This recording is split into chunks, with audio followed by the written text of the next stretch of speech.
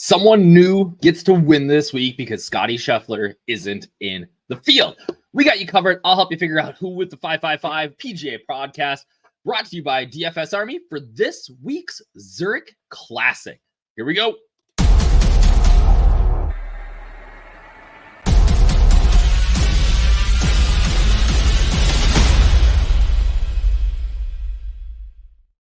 What up, everybody? It's your boy DFS Up North, aka Josh Thomas here with another 555 PGA podcast brought to you by those fine folks over at DFS Army, Kevin, Tex, all the boys over there. Shout out to them. We are here for another week, and like I said in the intro, Scotty Scheffler will not win this week. I mean, as far as we know. I mean, I guess he still could. He's Scotty Scheffler. He's like Thanos. He's inevitable, right? So we get the Zurich Classic this week. TPS. Can I get those TPS reports?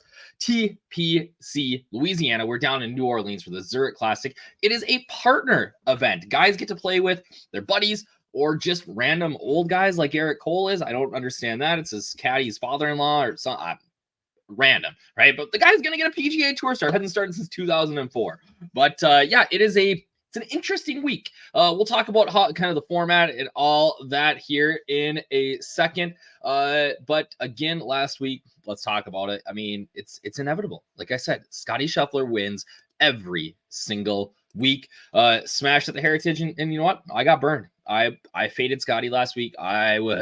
He can't possibly keep on this Tiger run. He just won the Masters. Like, no, like he did it again. Like it makes no sense to me how good he is playing. And now, fortunately, we won't see him for a little bit. Maybe not until the PGA, depending on the birth of his child and all that. So I am excited for a couple of weeks. We don't have to worry about Scotty Scheffler and some other guys have a chance to win. And this week seems like pretty much anybody can win. So as usual, the 555 model, I'll give you 5 key stats or narratives for the week, 5 favorite plays on DraftKings and Fanduel, and then some 5 punt plays on both sites. And just DraftKings this week. So far, Fanduel has not come out with pricing. And if my memory serves, I don't think they did last year either, but we'll see. So 5 key stats. We get the partner format, right? I talked about this in the intro. We get 4 balls and foursomes. So what that means is 4 balls is where you each play your own ball and you or your partner, whoever scores the better of the 2 scores, that's the score that counts. Typically in this format, we see guys go pretty low. This is a fairly easy birdie fest course, like we'll talk about here in a minute. And we see guys shoot 62, 63, 64 pretty regularly. To contend here, though, you have to be good at foursomes. Foursomes is alternate shot. And that's why I like, as you'll see in a little bit here, guys who have been playing together for a while, especially guys who have been playing together for a while and then having success in that alternate shot format, because you have to shoot under par to have success at this event. Lots of guys will shoot 62, 63 in foursomes or 4 balls, and then in foursomes, they will end up shooting 72, 73 over par, right? And that's just not going to get it done on a week where you probably got to shoot minus 30 to win, all right? So alternate shot is really the differentiator here. Okay, 36-hole cut, and even though we have a weird format, there's only 60-some teams competing. We do still get a 36-hole cut. I believe it's top 30 in ties. I could be wrong there, but I think it's top 30 in ties. It's going to be really lush this year. It's going to play not much differently, but it'll play differently than it has in the past, all right? Lots of rain, 24 inches this year so far. They had 36 inches last year total, so it is going to be thick. There will be a premium placed on finding the fairway this week, but TPC Louisiana, like any other course, especially a TPC course, you can absolutely bomb and gouge it around here. And that's why this is an easy birdie fest course. One of the stats that we have in the research station that is for DFS Army VIPs. Again, if you're not a DFS Army VIP, you can use that code up north for 10% off. One of the key stats that we can look at is who plays well on these easy courses, right? It'll show us the field rank for those courses, and a group that is really popping off for me there. Intriguingly is Taylor Montgomery and Ben Griffin. I really do like both of them. Montgomery can put the lights out. Griffin's a pretty good ball striker. Like them a lot. And then it seems like DraftKings really just had no idea how to price this week. And there are some serious odd values. That's another thing that you can search in the research station is, odds values, where the odds are shifting, things like that. And one of the highest odds values on the board is the Højgaards, Nikolai and Rasmus, the brothers from Denmark. are really strong values at 22-1 and only 9,100 on DraftKings. So those are going to be some key stats. Again, if you want access to that research station, which has that and more, you can become a DFS VIP by using that code up north. All right. So my 5 favorite plays this week. For me, it starts off with that odds value in the Højgaards. I really like both of them. I get that Nikolai just missed the cut at an opposite field event. But brothers playing together is the theme here for me. They've obviously played a lot of golf like this. They do have very similar games. So alternate shot shouldn't be too big of an issue for them. So I'm pretty high on Højgaard and Højgaard at 9,100 on DraftKings.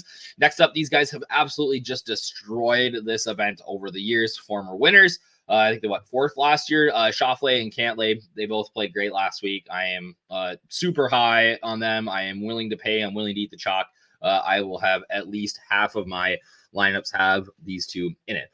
Next up, I talked in the intro or just a minute ago about how familiarity with each other I think is important, and these two have finished 4th here the last 2 years. That's Taylor Moore and Matthew NeSmith. If you watched this video before, you know that I already like Taylor Moore quite a bit, but his price tag is 7,700. I really like. I'm pretty high on these two. NeSmith coming in with so-so form, not great. Right. But he's an elite ball striker, and obviously coming back to a course that he's had a ton of success at with a buddy of his could be a recipe for success. All right. Another group that's played really well here the last 2 years, I think 13th and 4th here the last 2 years is Aaron Rai and David Lipsky. Rai's been playing great. Lipsky up and down. 8,400 is a little bit expensive. I think that actually will keep their ownership down a touch. Like them a lot. And then Montgomery and Griffin, Taylor Montgomery and Ben Griffin. We talked about those two just crushing easy courses. I love them at 8,700. That's sort of going to be a dead zone in pricing for me, guys. And then there's other guys kind of in there like Adam Hadwin and Nick Taylor, who I'm pretty high on. Obviously, they were runners up here last year, so another couple of guys that I am high on.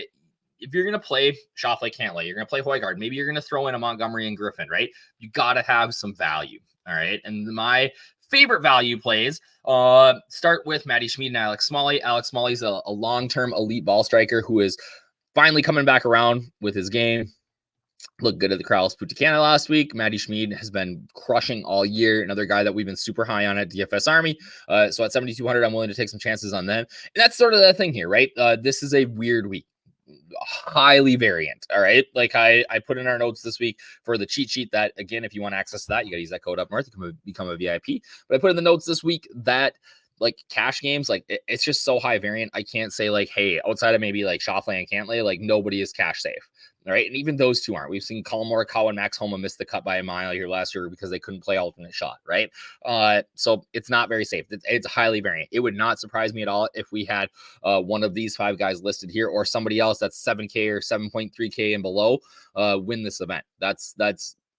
It is highly variant. Play this week for fun because it's kind of crazy how this week goes. All right. So love Sheed and Smalley. Back with the brothers theme. I love Cootie and Cootie. Parker Cootie's been playing great all year. Pearson Cootie actually nipped him last week. Finished 17th at Punta Cana. These two brothers from Texas. Their grandpa won a Masters.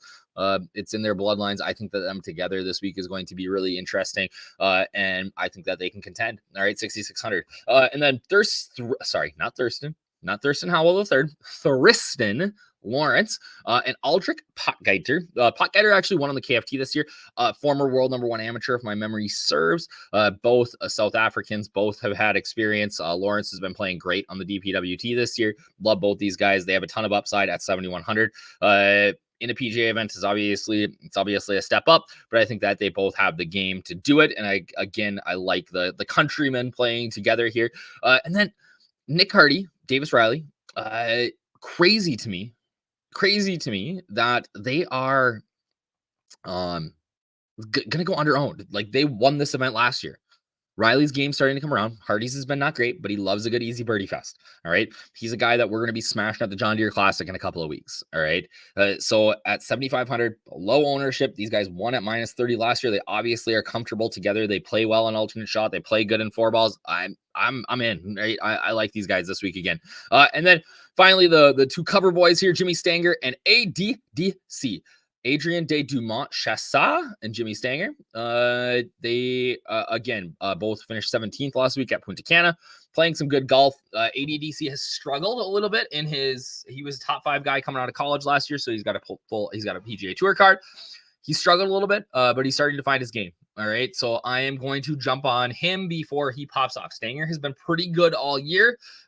Lately gone through a little bit of a rough patch since they went maybe to the south here, but I like these guys. We are playing on Poa Overseed this week, which I think suits both of these two. So, like I said, it is a funky week.